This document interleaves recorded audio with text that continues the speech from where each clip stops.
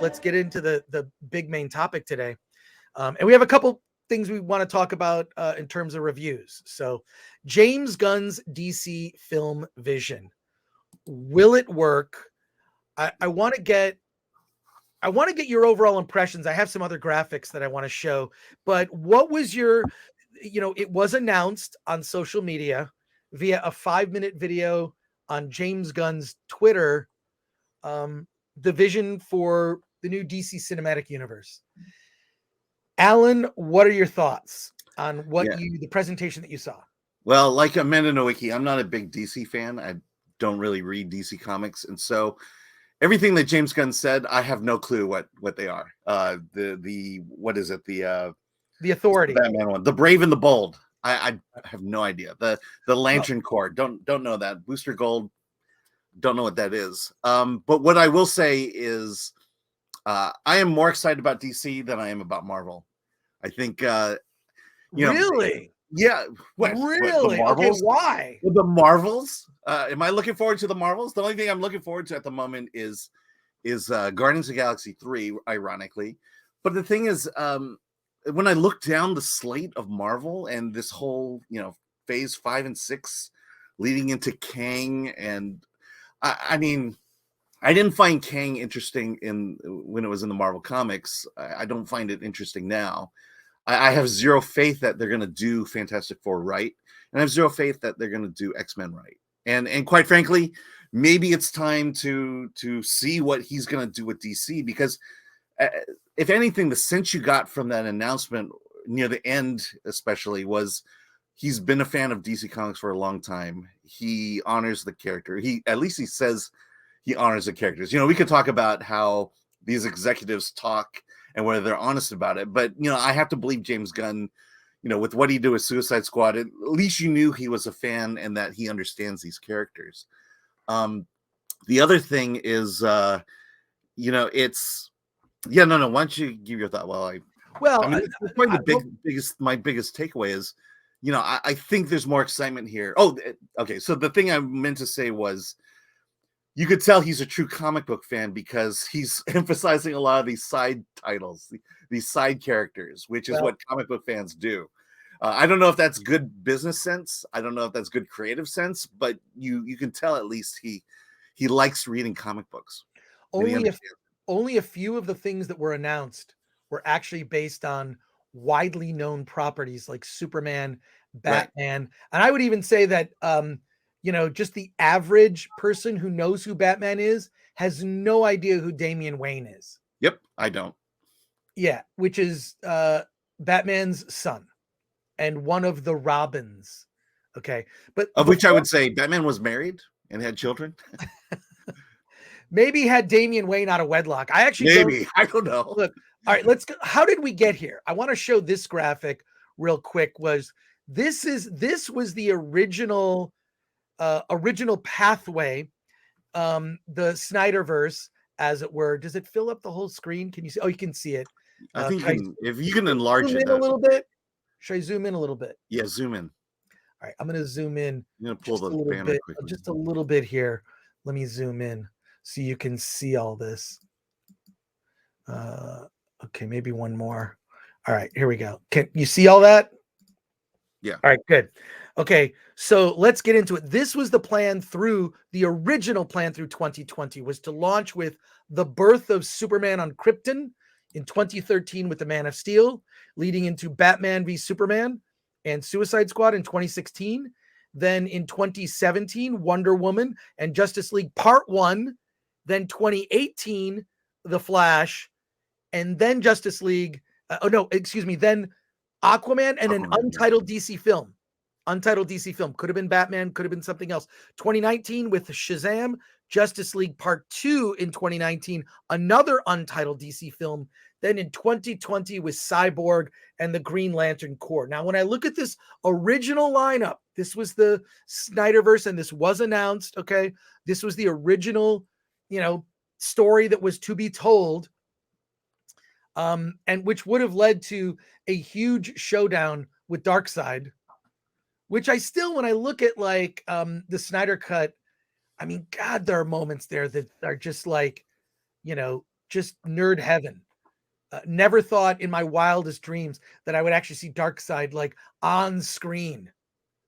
So, and of course things went awry when the reaction to Batman v Superman was mixed. And Well, I originally, would say the same thing about Man of Steel. I'm not a fan of Man of Steel at all. go back and rewatch that movie. I think you'll change your mind. I would. It was Yeah.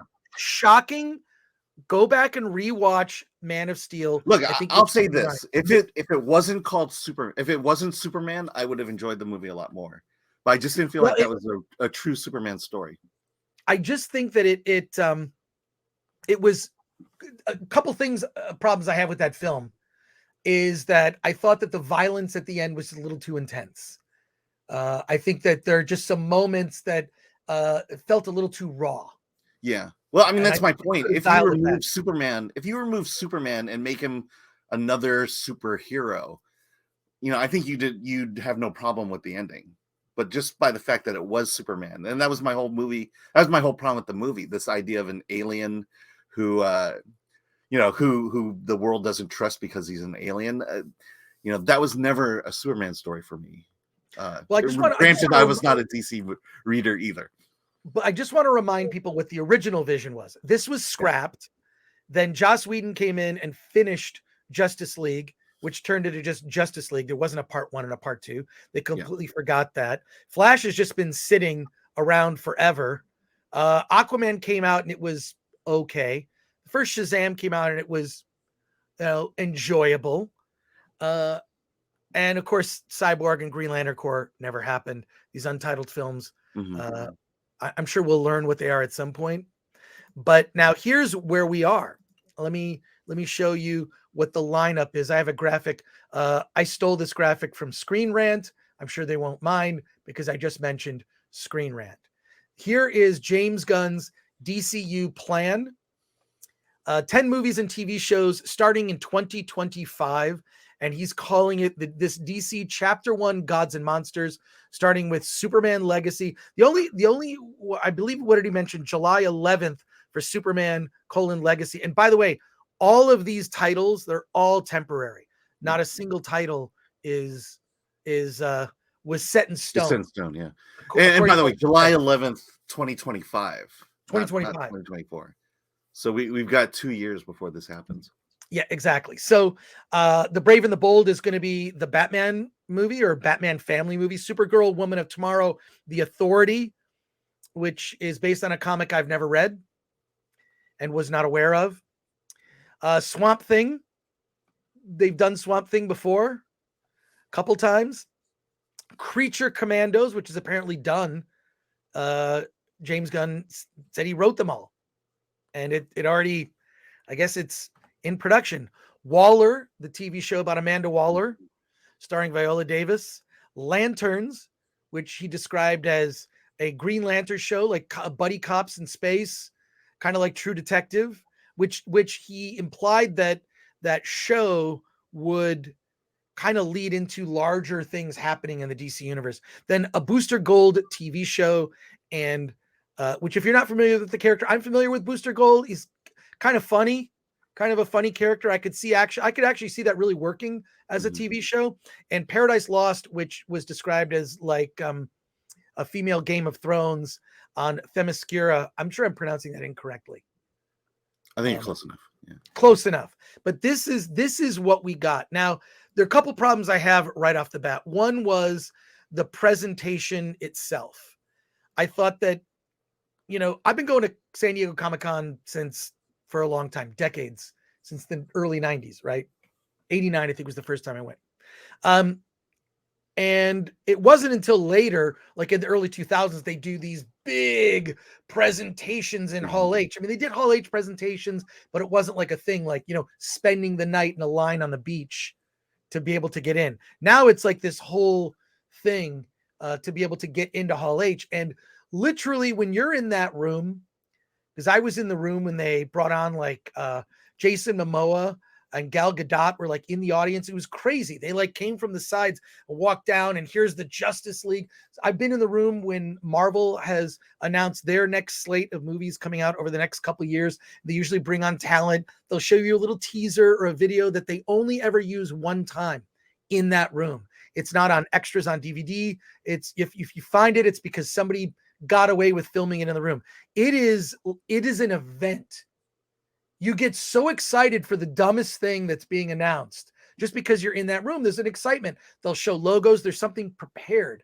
And what I felt that was lacking was when James was going through this, one, I don't think he vetted.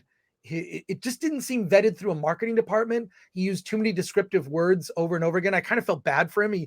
I don't think he was nervous, but he just kept saying fantastic, fantastic, fantastic. He said marvelous, which I kind of think was a dig at Marvel. Does anyone else think that? So this 5-minute video, he goes on and he announces that these are the projects, and this has all been pulled together. And I'm sure in James' head, he's been thinking about this his entire life, getting the opportunity to do this. But this was put together in 90 days. It's like, here's the slate. I just feel that this was the wrong way to announce it. This should have been announced, maybe not even this year, but in 2024 at San Diego Comic-Con, they could have announced all these projects with logos, teasers, music, bringing out cast, and just announcing it on social media in kind of it just felt underwhelming. That was my impression watching the video, and I kind of felt bad for James in the sense of like, I don't know who he's getting advice from of how to roll this stuff out, but this was the wrong way to roll it out. So I think that the presentation itself was not great. And I'm not super excited about all these things. Where's a Wonder Woman movie? Where's Wonder Woman? Are we going to get the Holy Trinity? Paradise Lost is about what you're going to, but it's maybe that leads show. into Wonder Woman. It's not a Wonder Woman TV show. It's just a show about where she came from. Right. But from there can Wonder Woman be birthed, so to speak? Sure. Yeah. Sure. That can happen. Yeah. So the second thing is the Henry Cavill thing. Yeah. You can't ignore that. I think that was a colossal mistake. They could have even cast another person to play Superman. You could have your young Superman. It could be from a different Earth, or it could be the adventures of Henry. You get Henry Cavill to play Superman, but he's an older Superman, with that sort of gray temples. And then, thinking back, have a different actor play him as a younger man. They could do a mix of that. I don't know why, with so much goodwill, and Henry Cavill is so beloved. I think that the presentation and the rollout was a mistake. And I think that that getting rid of Henry Cavill for whatever the problems were behind the scenes, I've never heard anything egregious about him. And he's truly beloved by fans. But what do you think? And we can go, and I'm asking the chat also, please chat, people in the chat. I want to hear your comments. We'll go to for the 740 of you watching this, chime in and tell us what you think. My feeling is there was no good way to do this. I don't think really. I mean, are you going to spend the money, rent out a hall, fill it up with people, and then do this, or you could just do it on the cheap? I think there was pressure from. My feeling is maybe there's pressure from social media that something needed to be said, and that there was just really no way of doing some kind of formal thing other than throw comic books in there. The thing about this list that strikes me is number 1 Superman, number 2 Batman, and then the next 8 are not Superman, not Batman. And that's why I say I think that's why he's coming at this from a comic book fan approach. He loves these titles and thinks that something good.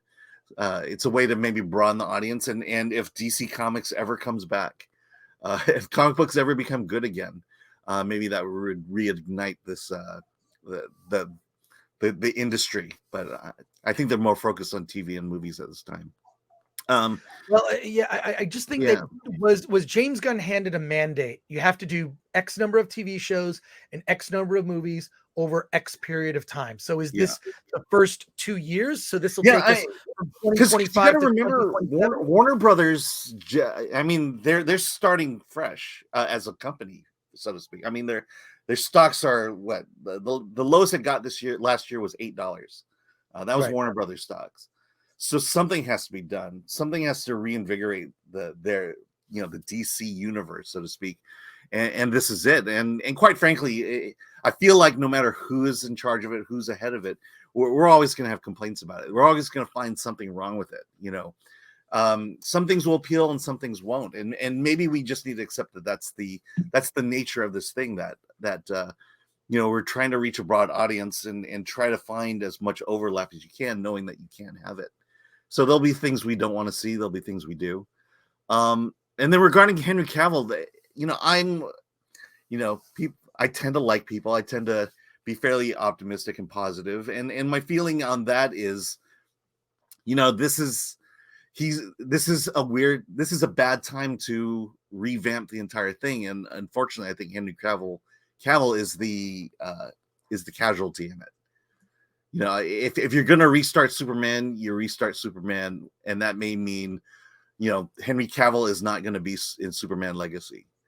And, that's, it's one of those tough calls that if, as fans, for us, it's easy to make.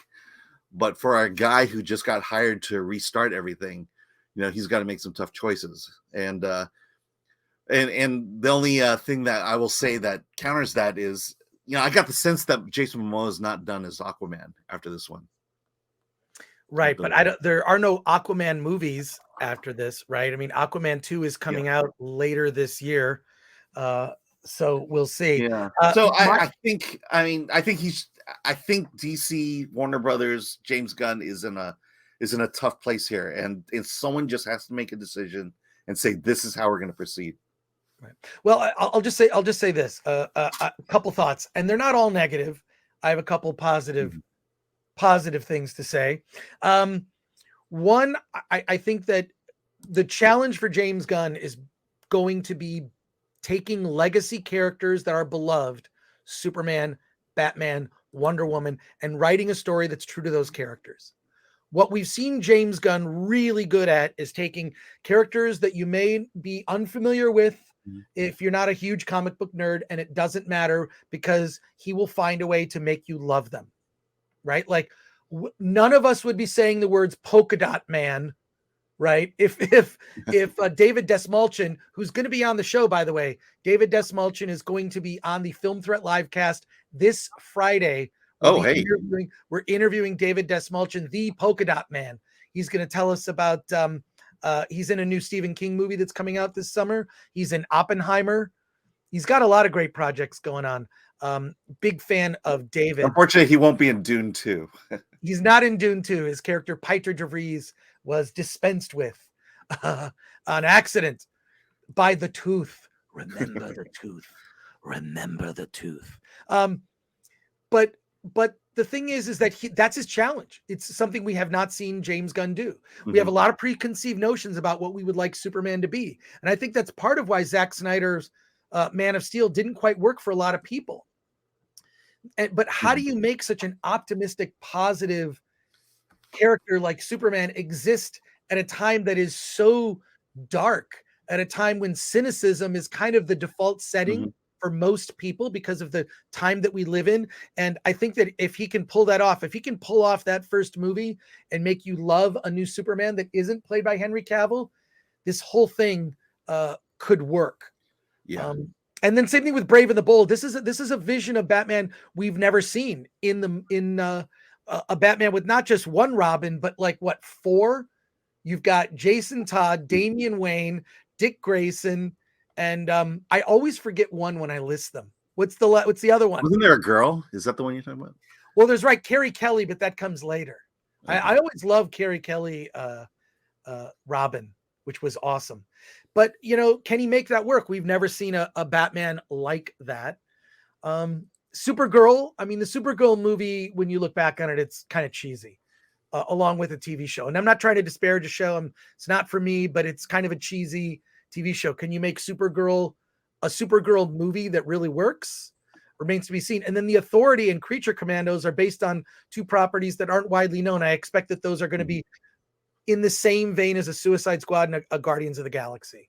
The Waller TV show could be really interesting just because Viola Davis, I think is an amazing actress.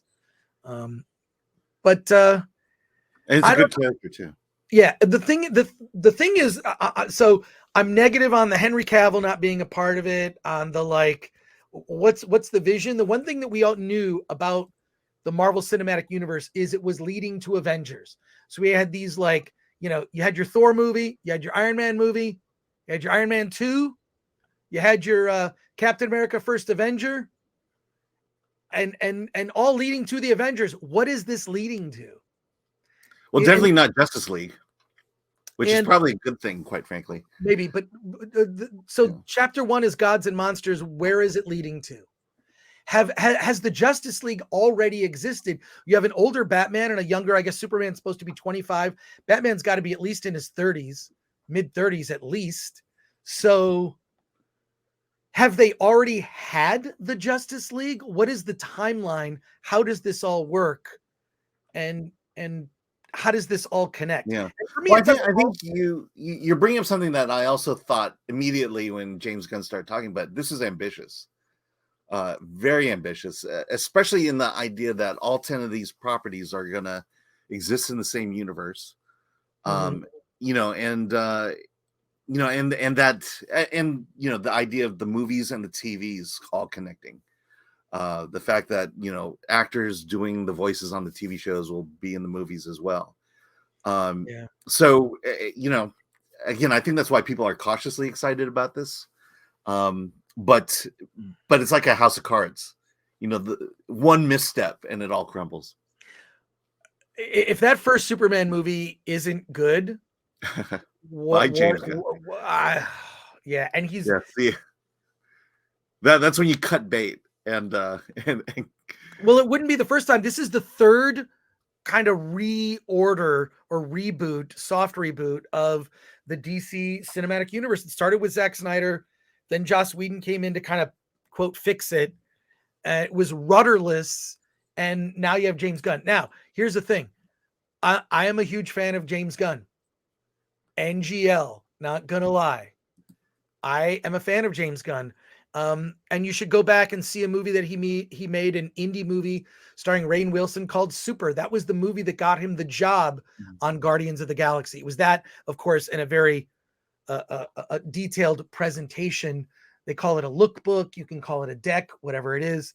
But he put together a whole presentation for Marvel, and they gave this guy who'd done a bunch of small indie movies that were some very good movies, Tromeo and Juliet, Slither, among others. That was Marvel's thing. They would take an indie film director, have them direct the acting scenes, and then you've got, putting together the action scenes are kind of done by Marvel Studios. It's a formula that has worked. I think that James Gunn learned a lot. And the one thing you can't count out James Gunn on is he was an executive producer on Endgame and Infinity War, arguably two of the best films to come out, the top tier Marvel movies. He was involved as one of the architects of putting together the overall storyline of the Marvel Cinematic Universe. And since his exit, and he's kind of sunsetting his involvement in Guardians of the Galaxy, I think it's a good thing. From what I'm hearing about it, I hear Guardians is amazing. Guardians of the Galaxy 3. So we'll see. I mean, he is the X factor in this, but I just think that the way it was presented, look, there's not a week that goes by that fire James Gunn doesn't trend. And I don't know. Are they overreacting by showing too much too soon? And you're not showing really anything other than announcements. The way it was announced, I think, was a mistake. I think you needed to wait and just tell people to be patient and go away and maybe not post on social media. Like that can. Yeah. To his credit, he's engaging fans, which is a mixed bag. And the other thing is, okay, fire James Gunn. So who? So what? Then who? I would ask you, who other than James Gunn, a guy that legit reads and knows the comics and has been reading them since he was a kid. You should read a novel that James Gunn wrote called The Toy Collector. And I have it on a shelf here somewhere. The Toy Collector, and you will learn what a huge nerd this guy is. I mean, legit nerd cred.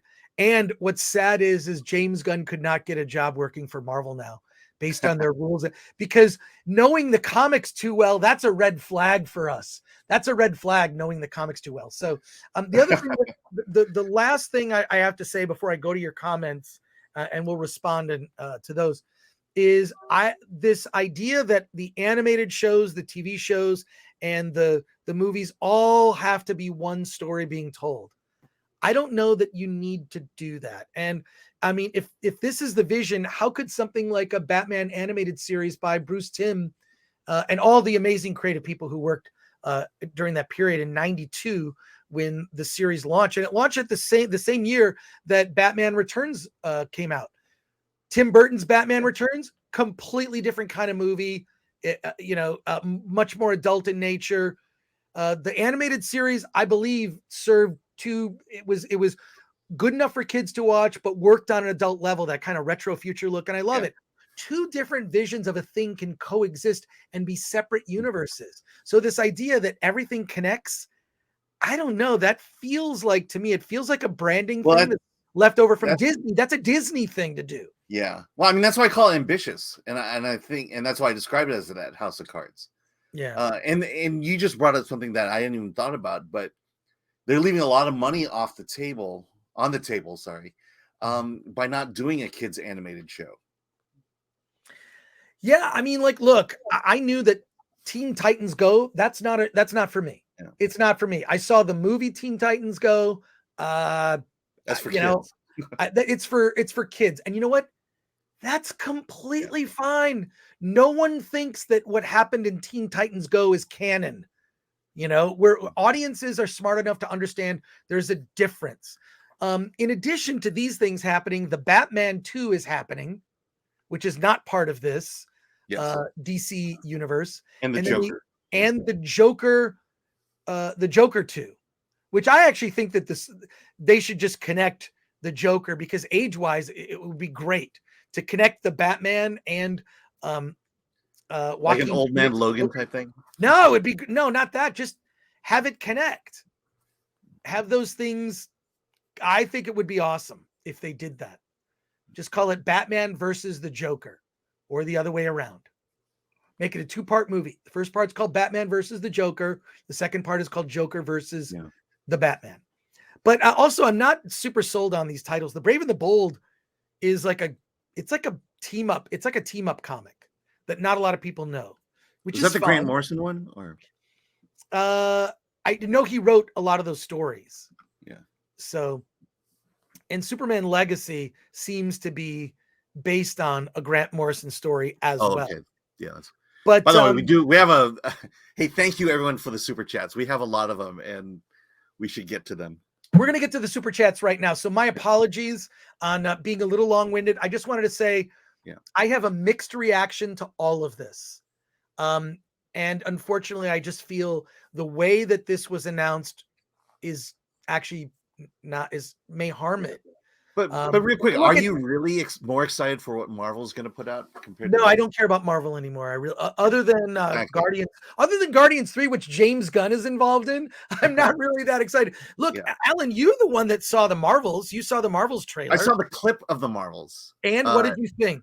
It's a teen girls movie. It's a movie for teen girls. I'll see it first day. Yeah, because that's our job. That's why. To see the Marvels. Okay.